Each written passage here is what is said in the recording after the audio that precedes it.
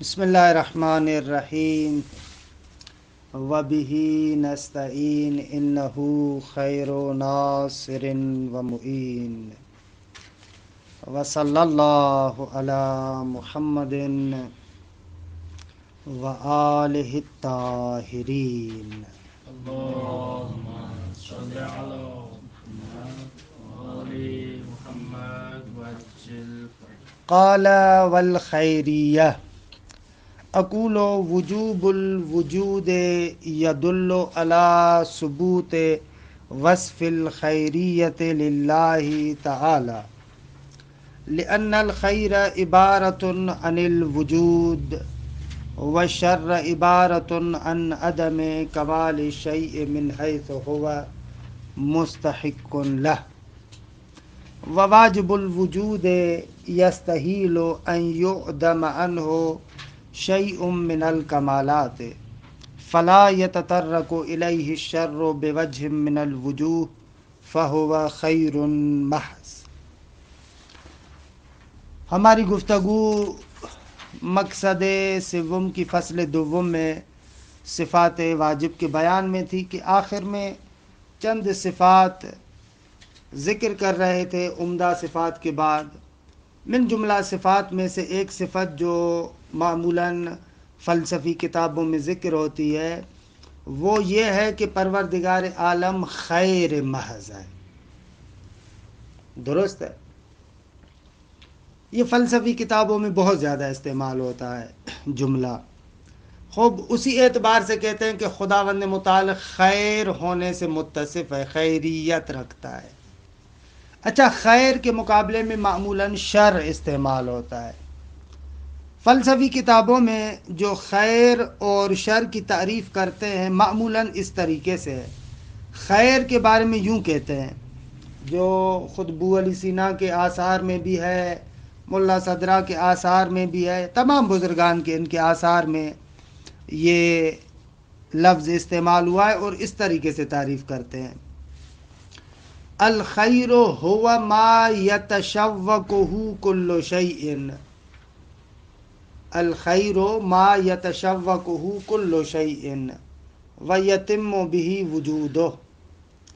خیر یعنی وہ شے کہ جس کی طرف ہر ایک شائق ہوتا ہے، درست ہے، جس کا ہر ایک مشتاق ہوتا ہے۔ قہراً وہ خیر جا کر بنتا ہے خود اصل وجود اور اصل وجود کے کمالات۔ اگر خیر کو آپ مصداق کے اعتبار سے دیکھیں تو جا کر بنتا ہے وجود اور وجود کے کمالات۔ یہ جو تعریف ابھی میں نے آپ کے خدمت میں عرض کی کہ ما یتشوقہ کل شیء، کہ جس کا یعنی جس کی ہر چیز مشتاق ہوتی ہے، خوب وہ اصلی چیز تو وجود ہے۔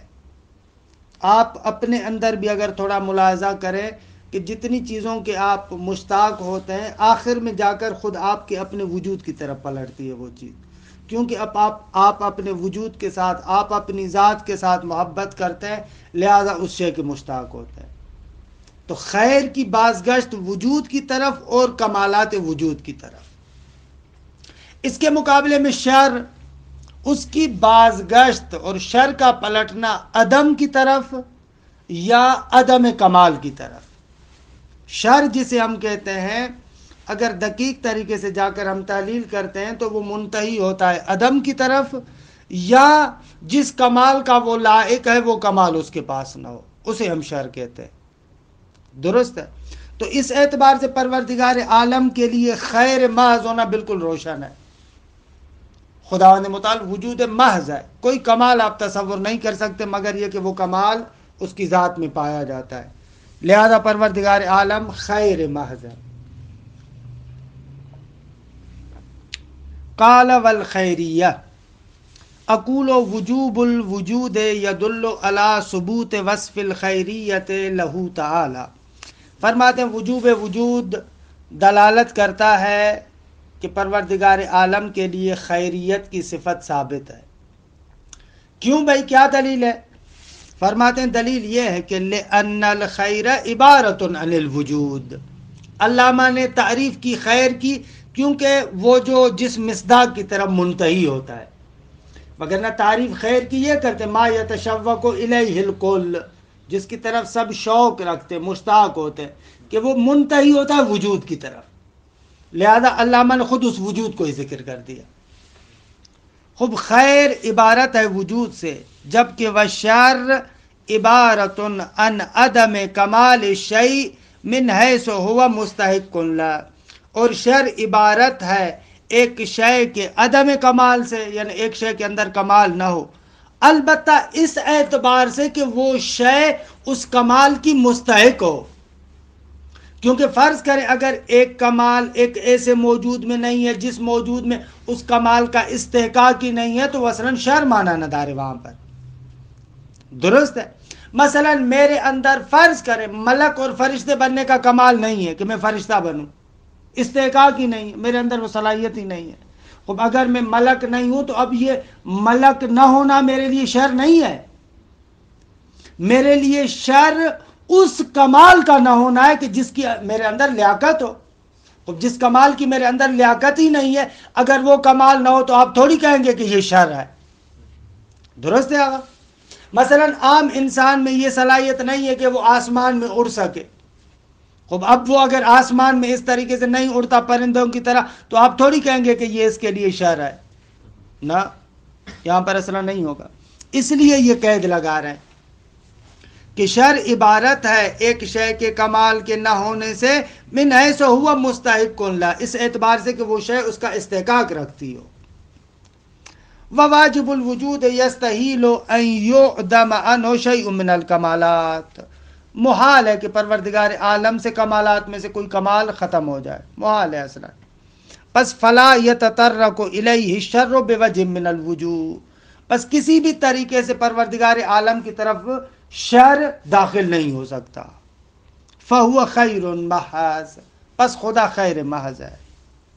کہ عرض کیا تھا کہ شر کے بارے میں ایک مرتبہ ہم پہلے بھی شاید بحث کر چکے ہیں خیر و شر پر، لہذا تفصیل سے اور زیادہ یہاں پر گفتگو نہیں کرتے، پہلے کر چکے ہیں۔ خود ایک اور صفات کہ جو پروردگار عالم کے لیے خود کتابوں کے اندر بھی استعمال ہوئی ہے، حتیٰ متن دینی کے اندر بھی آئی ہے، وہ یہ ہے حکمت۔ خدا حکیم ہے، صاحب حکمت ہے۔ اچھا، حکمت کا معنی کیا ہے؟ عام طور پر حکمت کے کلامی کتابوں کے اندر 3 معانی ذکر ہوتے ہیں۔ عام طور پر حکمت کے کلامی کتابوں میں کتنے معنی ذکر ہوتے ہیں؟ 3۔ پہلا معنی جو سب سے زیادہ مشہور ہے وہ یہ ہے کہ خدا حکیم ہے، یعنی فعل کبھی انجام نہیں دیتا۔ خدا حکیم ہے یعنی اس کے جتنے بھی افعال ہیں وہ سارے کے سارے افعال کیا ہیں؟ حسن ہے، افعال حسنہ ہے۔ یہ ایک معنی کہ پس فعل کبھی کو انجام نہیں دیتا۔ 2، حکیم یعنی جو اپنی مخلوقات کے ایجاد میں حکمت کو استعمال کرتا ہے۔ یعنی کیا؟ یعنی اس کا فعل متقن ہوتا ہے، اس کا فعل محکم ہوتا ہے، متقن ہوتا ہے۔ خب محکم اور متقن ہوتا ہے یعنی کیا؟ یعنی اس فعل پر جتنے فوائد مترتب ہونے چاہیے، جتنے منافع اور مصالح ہونے چاہیے، وہ سارے کے سارے منافع اور مصالح اس فعل کے اندر پائے جاتے ہیں۔ دوسرے لفظوں میں حکیم یعنی جو افعال محکمہ انجام دیتا ہے، متقن افعال جس کے ہوتے ہیں۔ ہمارے عام طور پر حکیم ایسے بندے کو کہتے ہیں کہ بابا یہ حکمت والا بندہ ہے، یعنی جو اس کا فعل ہوتا ہے وہ ایسے نہیں ہوتا، وہ متقن فعل ہوتا ہے، محکم ہوتا ہے، مصالح پر مشتمل ہوتا ہے، منافع پر مشتمل ہوتا ہے۔ ہمارے عام طور پر حکیم اسے کہتے ہیں۔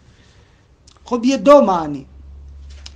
تیسرا معنی جو بعض کتابوں میں ذکر ہوا ہے وہ یہ ہے کہ حکیم یعنی اشیاء کا علم رکھتا ہے، عالم بالاشیاء، محیط بحقائقها و تفصیلاتها، ان حقائق کی جتنی بھی تفصیلات ہیں ان تمام تفصیلات سے آگاہ ہے۔ خوب یہ معنی بھی آپ کبھی کبھار استعمال کرتے ہیں اپنی زندگی میں. کوئی بندہ پڑھا لکھا بندہ ہوتا ہے بہت زیادہ، اگر وہ کام کرے تو آپ کہتے ہیں کہ بابا اس کے کام پر جلدی میں اشکال نہ کرو، اسے پتا ہے جو اس نے کام انجام دیا اس کی تمام تفصیلوں سے اس کو واقفیت ہے، وہ آگاہ ہے. اس تیسرے معنی میں بھی استعمال ہوتا ہے. الائیالین، یہاں پر حکیم کا کوئی بھی معنی لیں، پروردگار عالم کے لیے بنا اعلیٰ و اتم وہ معنی ثابت ہے. قال والحکمہ اقول وجوب الوجود یقتضی وصف اللہ تعالی بالحکمہ، خدا کا واجب الوجود ہونا اس کا تقاضا یہ ہے کہ پروردگار عالم کو حکمت کے ساتھ متصف کرے. کیوں؟ یہاں سے معنی کر رہے ہیں لأن الحکمت قد یعنا بها معرفت الاشیاء، وہ جو تیسرا معنی میں نے ذکر کیا. کبھی کبھار حکمت سے مراد یہ ہوتی ہے کہ اشیاء کی مکمل شناخت رکھتا ہے. کبھی کبھار یہ معنی ہوتا ہے جو میں نے تیسرا معنی ذکر کیا. وقد یراد بها صدور الشیء علی وجہ الاکمل، اور کبھی کبھار حکمت کہتے ہیں، حکیم کہتے ہیں، یعنی جس سے جو شے صادر ہو رہی ہے وہ بنحو اکمل ہے، کامل ترین چیز ہے، محکم ہے، متقن ہے، درست ہے. یہ معنی مراد لیا جاتا ہے. البتہ دوسرا معنی جو میں نے ذکر کیا تھا وہ علامہ نے یہاں پر ذکر نہیں کیا. خوب، جب حکمت کے یہ معنی ہے تو پروردگار عالم کے لیے ولا عرفان اکمل من عرفان ہی تعالی، بھائی پروردگار عالم کی معرفت سے بڑھ کر کس کی معرفت ہو سکتی ہے. البتہ عام طور پر سنا ہے کہ خدا کے لیے لفظ عرفان استعمال نہیں کرتے، علم استعمال ہوتا ہے، لیکن یہاں پر علامہ علی نے خدا کے لیے عرفان کا لفظ استعمال کیا ہے. کافی ساری کتابوں میں یہ تذکر دیتے ہیں کہ عرفان کا لفظ خدا کے لیے استعمال نہیں ہوتا. اللہ میرے لیے بھی نیا ہے، یہ پہلے توجہ نہیں تھی کہ یہ یہاں پر علامہ علی خدا کے لیے لفظ عرفان کو استعمال کر رہے ہیں، جبکہ پروردگار عالم کے لیے معمولا نہیں ہوتا استعمال. فَهُوَ حَكِيمٌ بِالْمَعْنَى الْأَوَّلِ، کہ اشیاء کی معرفت رکھتا ہے. وَأَيْضًا فَإِنَّ أَفْعَالَهُ تَعَالَى فِي غَايَةِ الْإِحْكَامِ وَالْإِتْقَانِ وَنِهَايَةِ الْكَمَالِ، اور یہ بھی روشن ہے کہ خداوند متعال کے جتنے بھی افعال ہیں وہ احکام کے آخری مرحلے پر ہے، اتقان کے آخری مرحلے پر ہے، کمال کے آخری مرحلے پر ہے، ان میں کوئی خلل نہیں پایا جاتا. فَهُوَ حَكِيمٌ بِالْمَعْنَى الثَّانِي أَيْضًا، پس خدا دوسرے معنی کے اعتبار سے بھی کیا ہے؟ حکیم ہے. اچھا، ایک اور صفت جو ذکر کر رہے ہیں کہ پروردگار عالم جبار ہے، تجبر، اس صفت کو ذکر کر رہے ہیں. اچھا، تجبر سے مراد یہ ہے کہ خدا جبران کرنے والا ہے. کیسے جبران کرتا ہے؟ دو طریقوں سے. ایک مرتبہ اگر ایک شے بالقوہ ہے اس کو فعلیت تک پہنچاتا ہے، درست ہے؟ جس شے کو آپ دیکھیں وہ کمال کے اعتبار سے بالقوہ ہے، درست ہے؟ ایک چھوٹا سا بچہ ہے وہ بڑا بن سکتا ہے، خوب اس کو خدا نے متعال بڑھنے کا موقع دیتا ہے، بلکہ اس کو یہ کمال عطا کرتا ہے، بالقوہ سے بالفعل کی طرف لے کر آتا ہے. کہ بالقوہ اور بالفعل کی وضاحت میں نے پہلے آپ کی خدمت میں عرض کی تھی. یعنی استکمال، جو تکامل کا راہ اختیار کرتا ہے خداوند متعال اس کو کمالات دیتا ہے، وہ تکامل تک پہنچے. خود یہ ایک طریقے کا جبران ہے، تجبر ہے. ایک کے اندر یہ صلاحیت ہے کہ اس مرحلے تک پہنچے، خدا اس کو اس مرحلے تک پہنچاتا ہے، بالقوہ کا جبران کرتا ہے فعلیت سے.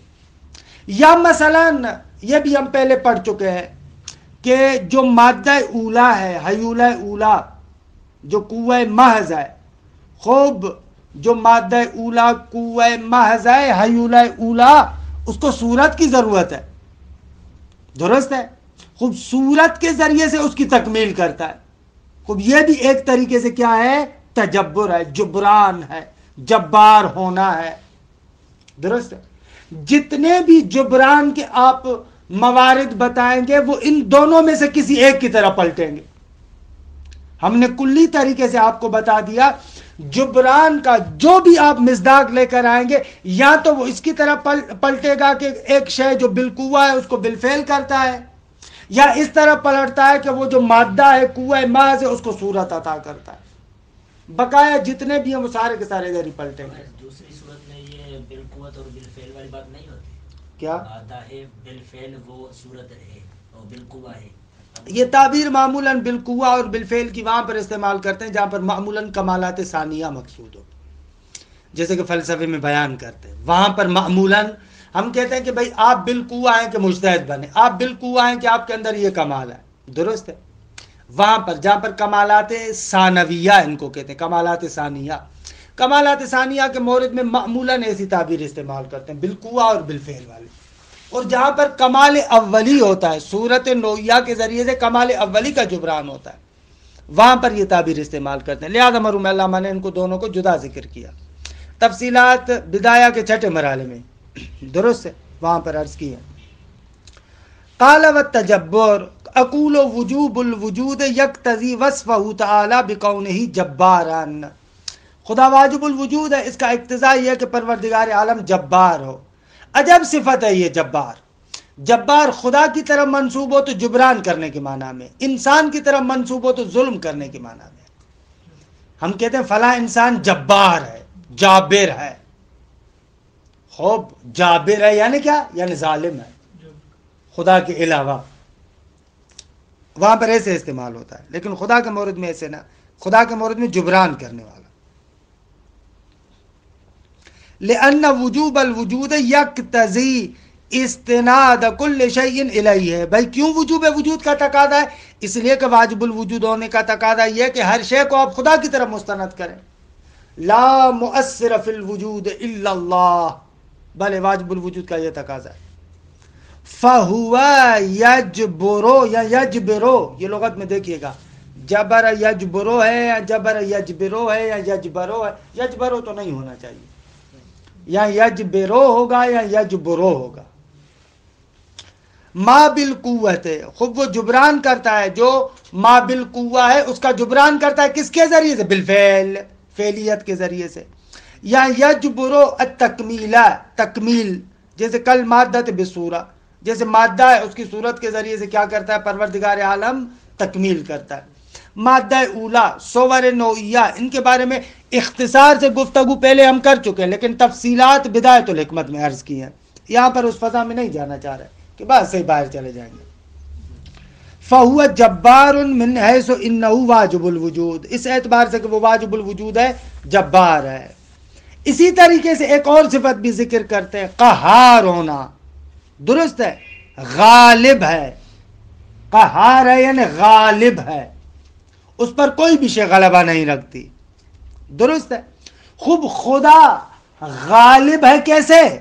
اس کو یوں ذکر کرتے ہیں گویا کہ خداوند متعال نے عدم پر غلبہ پا کر اس کو وجود کی نعمت سے نوازا۔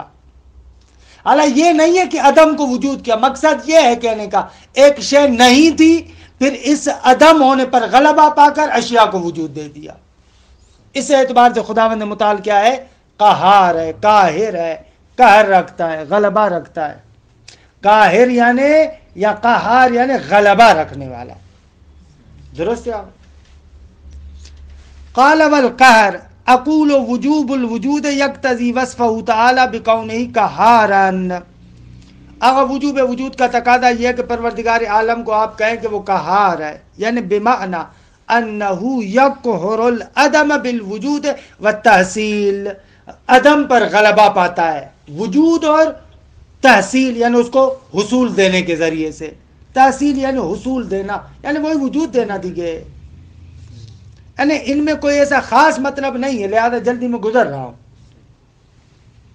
اسی طریقے سے ایک اور صفت خدا متعال کی کہ خدا قیوم ہے۔ خب قیوم کے اندر دو عنصر ہیں، ایک القائم بذاتہ، دو والمقیم لغیرہ۔ قیوم اسے کہتے ہیں جو خود قائم ہے بذات خود اور دوسرے کو قائم کرنے والا ہے، خود کھڑا ہے دوسرے کو کھڑا کرتا ہے۔ واضح سی بات ہے کہ خدا اس معنی میں قیوم ہے۔ قال والقیوم اقول وصفہ تعالی بکونہ واجب الوجود ہے، پروردگار عالم کا اس وصف کے ساتھ متصف ہونا کہ وہ واجب الوجود ہے، یقتضی، یہ پروردگار عالم کا واجب الوجود کی صفت سے متصف ہونا یہ تقاضا کرتا ہے وصفہ بکونہ قیومان، کہ آپ خدا کے بارے میں کہیں کہ وہ قیوم ہے۔ واجب الوجود کا تقاضا یہ ہے کہ وہ قیوم ہو، بمعنی کہ یہاں قیوم کا معنی ہے بمعنی انہ قائم بذاتہ و مقیم لغیرہ، خود قائم ہے اور دوسرے کو قائم کرتا ہے۔ لأن وجوب الوجود یقتضی استغناءہ عن غیرہ، کہ پہلا ٹکڑا ثابت ہو جاتا ہے بھائی واجب الوجود کا تقاضا یہ کہ خدا ہر چیز سے بے نیاز ہے، بس وہ معنی قیام ہی بذاتہ، قائم بذاتہ ہی ہے، یعنی امین دیگے۔ اور اسی طریقے سے وہ یقتضی یعنی وجوب وجود تقاضا کرتا ہے استناد غیر ہی الیہ، کہ غیر خداوند متعال خدا کی طرف منسوب ہو، اسی کی طرف مستند ہو۔ وَهُوَ الْمَعْنِيُّ بِكَوْنِهِ مُقِيمًا لِغَيْرِهِ، خوب اس سے مراد یا وَهُوَ الْمَعْنَى بِكَوْنِهِ مُقِيمًا لِغَيْرِهِ، اور یہ معنی ہے اسی کا کہ خدا غیر کو قائم کرتا ہے، ہر ایک شے خدا سے قائم ہے۔ خوب آخر میں چند صفات کو ذکر کرتے ہیں کہ یہاں جلدی میں گزر رہے ہیں، اور یہ ایک بحث اچھی ہے کہ جس پر آپ کام کیجئے گا اچھے طریقے سے۔ وہ ایک بحث ہے جو تاریخ کلام اسلامی میں بھی بہت زیادہ محل نزاع رہی ہے۔ پروردگار عالم کے لیے کچھ صفات خبری ہیں۔ صفات خبری سے مراد وہ صفات ہیں جو متون دینیہ کے اندر، مثلا قرآن مجید کے اندر پروردگار عالم کی طرف نسبت دی گئی ان صفات کی، لیکن وہ صفات ایسی ہیں کہ ان کا اگر ظاہری ترجمہ کیا جائے اس سے تجسیم لازم آتی ہے۔ مثلا ید، ہاتھ، ید اللہ فوق ایدیہم، وجہ، ساری چیزیں فانی ہو جائے گی الا وجہ ربک ذو الجلال والاکرام، درست ہے، وجہ استعمال ہوا۔ آغا، قدم، کرم، رحمت، رضا، تکوین، البتہ ان میں بعض صفات ایسی ہیں جو قرآن مجید کے اندر آئی ہیں، بعض صفات ایسی ہیں کہ جن کے بارے میں مثلا متکلمین کا ایک خاص نظریہ تھا، لہذا ان کو ذکر کیا ہے۔ تو اصل بات ان صفات خبریہ کے بارے میں کہ ان کا کیسے معنی کریں۔ بلاخر بھائی قرآن مجید تو کہہ رہا ہے کہ خدا کے لیے ہاتھ ہے، قرآن مجید تو کہہ رہا ہے خدا کے لیے چہرہ ہے، قرآن مجید تو کہہ رہا ہے خدا کے لیے مثلا فرض کریں کہ ساق ہے، تو ان کا کیسے معنی کریں؟ یوم یکشف عن ساق، درست ہے، ان کا معنی کیسے کریں؟ ایک گروپ جو اہل ظاہر کے عنوان سے ظاہریون کہلاتے ہیں، خصوصاً حنبلی حضرات، یا اس وقت جو سلفی ہیں، وہابی ہیں، وہ تو سیدھا سیدھا کہتے ہیں کہ بابا جب قرآن میں لکھا ہوا ہے ہاتھ ہیں تو ہاتھ ہیں، دیکھیے یہ کیا بات ہوئی، قرآن میں لکھا ہوا ہے تو ہے۔ اچھا، دوسری جانب سے معتزلہ ان کو رد کر رہے تھے، یعنی چاہیے اگر ہاتھ ہے، چہرہ ہے، یہ چیزیں ہیں تو پھر تو لازم آئے گا کہ خدا جسم و نعوذ باللہ، تجسیم لازم آتی ہے۔ خب تجسیم کا مقصد کیا ہوگا؟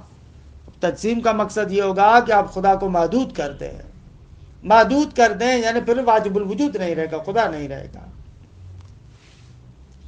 اچھا، ابو الحسن اشعری صاحب، یہ آپ فرق و مذاہب کی کتابیں پڑھ کر دیکھیں، اصلاً اشاعرہ مکتب فکر جو وجود میں آیا، اس کے وجود میں آنے کا فلسفہ یہ تھا، ایک طرف سے اہل ظاہر تھے جو فقط اور فقط مثلا ظواہر نصوص اور ظواہر آیات پر جمود کرتے تھے، دوسری طرف سے معتزلہ تھے کہ عقل گرا تھے، بہت زیادہ عقل کی طرف جاتے تھے۔ ابو الحسن اشعری صاحب نے کہا کہ ہم درمیانہ راستہ اختیار کرتے ہیں، نہ ان کی طرح نہ ان کی طرح۔ تو ابو الحسن اشعری صاحب جو اشعری مکتب فکر کا بڑا ہے، وہ عملاً بعض مسائل میں ان کی طرف چلا گیا، خود اہل ظاہر کی طرف، اور بعض مسائل میں خود معتزلہ کی طرف چلا گیا۔ اس نے کہا کہ بھئی ہم ایک اور راستہ نکالتے ہیں، ہم نہیں کہتے کہ خدا ہمارے ہاتھوں کی طرح ہاتھ رکھتا ہے، لیکن یہ بھی نہیں کہتے کہ ہاتھ نہیں ہے اس کے، قرآن میں آیا ہے۔ مثلا ہم کہتے ہیں کہ خدا کے لیے ہاتھ ہیں، البتہ لا کایدینا، ہمارے ہاتھوں کی طرح نہیں، یا ہم خدا کے لیے ہاتھ فرض کر رہے ہیں بلا کیفین، کیفیت کا پتہ نہیں۔ وہ مشہور جملہ تاریخ کے اعتبار سے اسی کو نقل کرتا ہے کہ انہی ائمہ اربعہ میں سے ایک امام، ظاہراً مالک ہے، مالک ہے یا شافعی ہے، ان دونوں میں سے کوئی ایک ہے۔ سامنے والا بندہ آیا، اس نے کہا کہ الرحمن علی العرش استوى، اس کا معنی کیا ہے؟ تو اس نے کہا کہ رحمان کا معنی بھی معلوم ہے،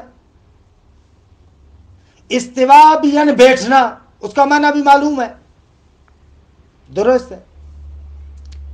خوب رحمان اور استوا کا معنی تو معلوم، الرحمن علی العرش استوى، خوب عرش بھی معلوم ہے تخت ہے، استوا معلوم ہے کہ بیٹھنا ہے، رحمان بھی معلوم ہے کہ خدا ہے، معنی تو معلوم ہے۔ والکیف مجہول، اما کیسے بیٹھتا ہے یہ ہمیں پتہ نہیں ہے۔ والسؤال عنہ بدعۃ، اور اس کے بارے میں سوال کرنا بدعت ہے، درست ہے۔ خب یہ اس طریقے سے تھے، جبکہ ان کے مقابلے میں جو معتزلہ ہیں وہ اس کو رد کرتے ہیں کہ نہ آقا ایسے نہیں ہے۔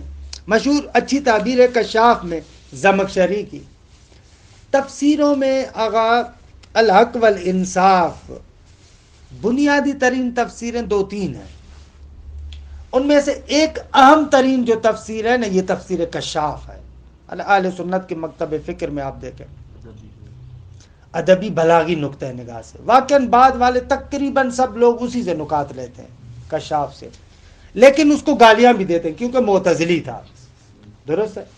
وہاں پر ایک بحث میں اسی نقطے کی طرف متوجہ کرتے ہیں زمخشری، کہتے ہیں قد شبہو ہو بخلقہ، اشاعرہ کی طرف ناظر ہے، کہا کہ ابو الحسن اشعری اور ان لوگوں نے بھی کیا کیا، خدا کو مخلوق کے شبیہ بنا دی۔ وَتَخَوَّفُوا شَنْعَ الْوَرَى، لوگوں کی شناعت لان تان سے ڈرتے ہوئے، فَتَسَتَّرُوا بِالْبَلْكَفَى، بلکفا، بلکفا مصدر بنایا بلا کیف کا،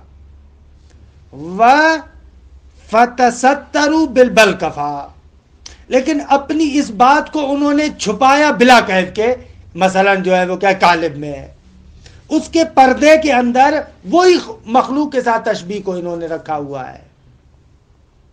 البتہ الحق والانصاف اشاعرہ میں بھی بہت ساری ایسی شخصیتیں گزری ہیں کہ جو اس نقطے کو نہیں مانتی، حتی ابو الحسن اشعری کی اس بات کو نہیں مانتی۔ مثلا جیسے آمودی ہے، خب ان کا بہت بڑا متکلم ہے اشعری، مشہور و معروف کتاب ہے اس کی ابکار الافکار، معروف ترین کتاب کلامی، وہ آ کر اس کو رد کرتا ہے، کہہ رہا نہ بابا، چاہے آپ بلا کیف کہیں، بلا خردی کے ہاتھ تو آپ نے اس کے لیے ثابت کیے نا۔ لہذا اس کے مقابلے میں جو معتزلہ تھے وہ آ کر ان صفات کو کہتے تھے کہ نہ، ید کنایا ہے قدرت سے اور عرفی بھی ہے، اگر قانون کے ہاتھ لمبے ہیں، وہ کیا ہوتا ہے مراد؟ قانون کے ہاتھ لمبے یعنی قدرت ہے اس کے پاس، نہ کہ قانون کے ہاتھ لمبے یعنی اتنے بڑے بڑے ہاتھ ہیں کہ وہ بڑھا کر اس طریقے سے کرتا ہے، ایسے تو نہیں ہے، درست ہے آقا۔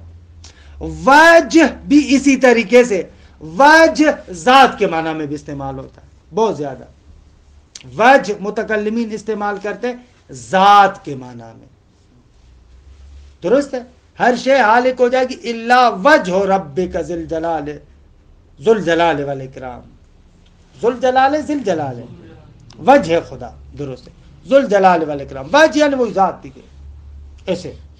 اور اسی طریقے سے جو دوسری صفات ہیں، رحمت ہے، کرم ہے، رضا ہے، ان کے اندر جیسے میں نے پہلے بھی عرض کیا تھا کہ ان صفات میں ہم لوگوں کو یہ کام کرنا پڑے گا کہ ان کے اندر جو نقائص پائے جاتے ہیں ان نقائص کو کیچی کر کے اصل کمال خدا کی طرف منسوب کریں گے. کیونکہ رحمت کا اصل معنی ہے انسان کے قلب کے اندر وہ جو رقت پیدا ہوتی ہے. کوئی منظر دیکھتا ہے کہ انسان کا دل جلتا ہے، جب بہت زیادہ رقت اور دل جلتا ہے انسان کا، پھر اس کسی کی کمک کرتا ہے، اس کو کہتے ہیں رحمت. اب خدا کے مورد میں یہ دل جلنا اور اس قسم کا تو نہیں ہو سکتا، لہذا وہاں پر اعطا والا معنی لیں گے. ہاں، خذ الغایات واترک المبادی، یہ مشہور قانون جو پہلے بھی عرض کیا تھا. خب یہ بس اس طریقے سے الحمدللہ ہماری تقریباً صفات کے بارے میں بس مکمل ہو جاتی ہے. دیکھیں عبارت کو، اس ٹکڑے کو. قال واما الید والوجه والقدم والرحمہ والکرم والرضا والتکوین فراجعۃ الی ما تقدم. آغا یہ جو صفات خبری ہیں، ہاتھ، چہرہ، قدیم ہونا، رحمت، خدا کا کریم ہونا، رضا، تکوین یعنی ایجاد، ان سب کی بازگشت ان ما تقدم کی طرف ہے، یا علم کی طرف بازگشت ہے یا قدرت کی طرف بازگشت ہے. درست ہے؟ علم یا ارادہ بھی وہی علم کی طرف پلٹ رہا تھا، یا اس کی طرف پلٹائیں گے یا قدرت کی طرف پلٹائیں گے. دیکھیے علامہ کہتے ہیں اقول ذهب ابو الحسن الاشعری الى ان الید صفات وراء القدرہ. آغا ابو الحسن اشعری کہتے ہیں کہ بابا ید جیسے معتزلہ کہتے ہیں قدرت سے کنایا نہیں ہے نا، ید اپنی جگہ پر جداگانہ معنی رکھتا ہے. اسی طریقے سے والوجہ صفت مغایرۃ للوجود، وجہ ایک اور جداگانہ صفت ہے جو خدا کے وجود سے ہٹ کر ہے، یعنی ذات پروردگار عالم، وجود یعنی ذات، یہاں پر مراد وہی ذات ہے، ذات کے علاوہ اس کا مفہوم ہے، وجہ کا اپنا مفہوم ہے. درست ہے؟ وذهب عبداللہ ابن سعد، عبداللہ ابن سعد، یہ عبداللہ ابن سعید، عبداللہ ابن سعید قطان معروف ہے ابن کلاب کے نام سے. کلابیہ فرقہ ایک تھا، اس کا مؤسس ہے، اور ابو الحسن اشعری پر بہت زیادہ اثر انداز رہا ہے. اس نے آ کر یوں کہا ہے وذهب عبداللہ ابن سعید الى ان القدم صفت مغایرۃ للبقاء. قدیم ہونا علیحدہ مفہوم رکھتا ہے خدا کا، باقی ہونا علیحدہ مفہوم رکھتا ہے. وہ ایسے کہتا ہے وَأَنَّ الرَّحْمَةَ وَالْكَرَمَ وَالرِّضَا صفات مغایرۃ للارادہ. رحمت، کرم اور رضا یہ پروردگار عالم کی صفات ہیں جو ارادے سے ہٹ کر ہے. پس دو مدعا عبداللہ ابن سعید کے نقل کیے کہ قدم غیر از بقا ہے، رحمت، کرم، رضا غیر از ارادہ ہے. جبکہ خود علامہ ہلی کا اپنے بیان سے ایسے پتہ چل رہا ہے کہ وہ ان دونوں باتوں کو تسلیم نہیں کرتے، یعنی ان کے اعتبار سے قدم اور بقا ایک ہی معنی میں، رحمت، کرم، رضا اسی ارادے کی طرف پلٹتے ہیں. لیکن میرے خیال میں کیا حرج ہے؟ اگر مفہوم کی حد تک ہم کہیں دونوں جدا ہے تو ٹھیک ہے، اس میں کیا حرج ہے؟ عبداللہ ابن سعید جو کہتا ہے قدم کا ایک مفہوم ہے، بقا کا دوسرا مفہوم ہے، مشکل نہ دار ہے. مفہوم کے لحاظ سے تو ہم نے کہا تھا نا صفات جدا گانا ہے نا، مفہوم کے لحاظ سے تو ہم نے کہا تھا جدا گانا ہے. اور اسی طریقے سے رحمت، کرم، رضا اس کا مفہوم جدا، ارادے کا مفہوم جدا ہے. کیوں آپ ڈنڈا لے کر آگئے عبداللہ ابن سعید کو سنا رہے ہیں؟ وَأَثْبَتَ جَمَاعَةٌ مِّنَ الْحَنَفِيَّةِ، ابو حنیفہ کے پیروکار اثبت التکوین صفتاً مغایرةً للقدرہ. آگئے ابو حنیفہ ان کی معروف ایک کتاب ہے، بتائیں گے عقائد میں کون سی ہے؟ ہمارے پاکستان میں چلتی بھی بہت ہے.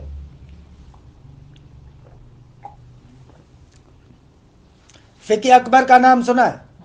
شرح فقہ اکبر آپ سنتے ہیں. اصل کتاب ہے فقہ اکبر، وہ ابو حنیفہ کا رسالہ ہے، اور شرح فقہ اکبر اس رسالے پر شرح ملا علی قاری کی، درست ہے، شرح فقہ اکبر یہ معروف ہے ہمارے یہاں. تو یہ رسالہ ہے آغائے ابو حنیفہ کا، درست ہے. وہ کہتے ہیں کہ تکوین غیر از قدرت ہے، کیونکہ قرآن میں آئے انما امرہ اذا اراد شیئا ان یقول له کن فیکون، لیکن والتحقیق ان هذه الصفات راجعۃ الی ما تقدم، لیکن حقیقت یہ ہے کہ آقا یہ جتنی بھی آپ ساتھ کی ساتھ صفتیں ذکر کرتے ہیں یہ رجوع کرتی ہیں انہی پہلی صفات کی طرف، یا ارادے کی طرف، یا علم کی طرف، یا قدرت کی طرف. اس کے علاوہ اس سے ہٹ کر یہ جدا گانا صفات نہیں ہے. لیکن عرض کیا کہ فی ہے ما فی ہے، اگر ان کی طرف پلٹیں تو کیا حرج ہے، کوئی اس میں کوئی بڑی بات تو نہیں ہے. خوب، یہ کلامی نقطہ نگاہ سے کہ تقریباً ہماری بحث توحید کے بارے میں اس طریقے سے الحمدللہ تمام ہو جاتی ہے. اور اب جو بعد میں ہم فصل دوم تمام ہوئی، فصل سوم جو ذکر کریں گے وہ افعال الہی کے بارے میں، کہ معمولاً عدل الہی کی گفتگو متکلمین یہاں پر مطرح کرتے ہیں، کہ انشاءاللہ اس کو کل سے باقاعدہ طریقے سے ذکر کریں گے. کہ پہلی بات وہی حسن کو بھی عقلی کی بات ہے، پھر اس پر جو بہت سارے ثمرات مترتب ہوتے ہیں ان کو ذکر کریں گے. خوب صلی اللہ علی محمد و آل بیتہ الطیبین الطاہرین.